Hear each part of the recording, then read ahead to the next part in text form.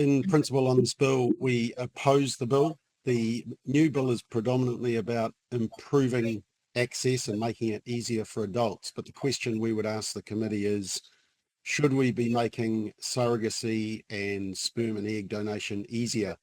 The discussion around surrogacy always tends to be on the adult's rights and needs, but we believe it ignores the rights and needs of the child.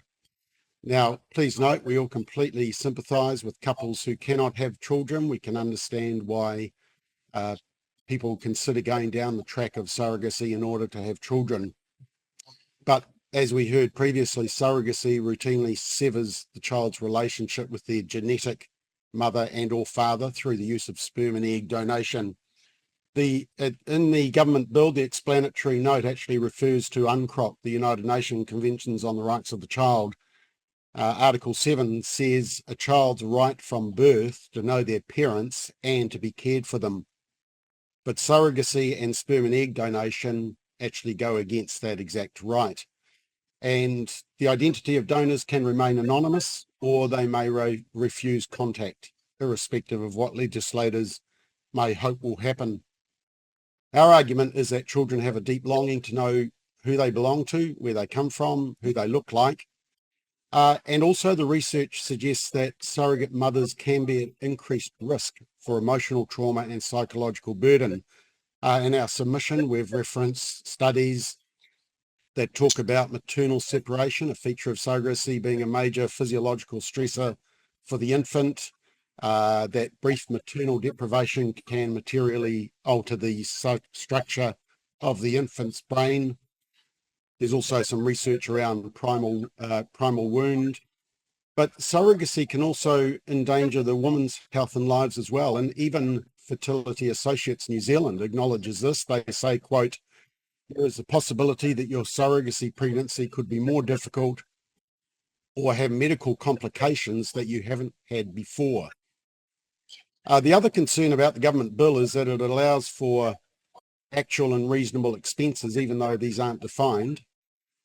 And it includes the cost of counselling, travel, reimbursement for lost wages or salary, even though there is a limit put on the lost wages or salaries, which we think is a good move. But we are concerned about the commercialisation aspect. Surrogacy and IVF also opens the door to sex selection and the prospective designing of children. In New Zealand, for example, you can choose a donor based on information around the age of the donor, ethnicity, physical features, eye colour, height, weight, education, and personality.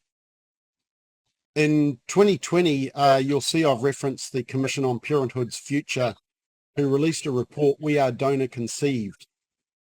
And most of the participants were between 20 and 40. They were asked on what their views were when they learnt they were donor conceived. And the top 5 most frequently selected words were shocked, confused, curious, numb, and sad. And 88% of respondents believe it is a basic human right to know the identity of both biological parents. Sadly, when they did reach out, a quarter of them, approximately a quarter, said that the donor didn't want communication. In fact, some of them even got a cease and desist letter. Now, the number of people conceived using a donor in New Zealand has been increasing, and in New Zealand, a donor could be a father in up to 7 families. And an egg donor can remain anonymous, meaning that the child may never know who their biological mother is. Just finally, in 2015, the European Parliament condemned surrogacy. They said, quote, "It undermines the human dignity of the woman, since her body and its reproductive functions are used as a commodity," end quote. Many countries have banned surrogacy: Denmark, France, Germany, Ireland, Italy, Spain, Portugal, Bulgaria, Cambodia, and Nepal, and other countries such as Britain, Sweden, Austria, Switzerland have banned anonymous sperm and egg donations. So we believe the rights of the child should be paramount, and this is not a sexuality issue, this is a biological issue. Now, I just do want to finally move on to Appendix 1 in our submission. It appears to us, by the urgency of these oral hearings and the timing, that there is an urgency to push through this bill. So we have sought legal advice as to the effects of this bill that you're considering And this advice is based on the following, or is the basis of the recommendations that we are making in the event that the bill proceeds. The first thing is that we would recommend an overriding purpose clause inserted into the bill that requires the best interests of the surrogate-born child to be given overriding importance. There's sporadic references in the bill. The new principle 4A says that health and well-being of the child is only an important consideration, but it's not been given paramount or overriding importance. We also think the best interests of the child should be included or paramount in the HRT, approving surrogacy arrangements in HRT by the Ethics Committee. It should be explicit in the bill. The second aspect is that we recommend that the provision under Section 106A is changed. The Registrar General must provide information to surrogate-born children unless certain exceptions apply. The new Section 106A says restricted surrogacy information is given to surrogate-born children. We recommend an amendment to clarify that the names of the surrogates and donors are always included.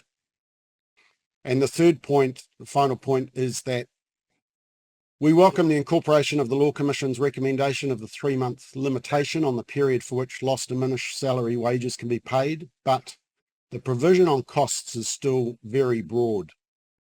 And the list of what falls within reasonable surrogacy costs is far more extensive than actually in the original bill.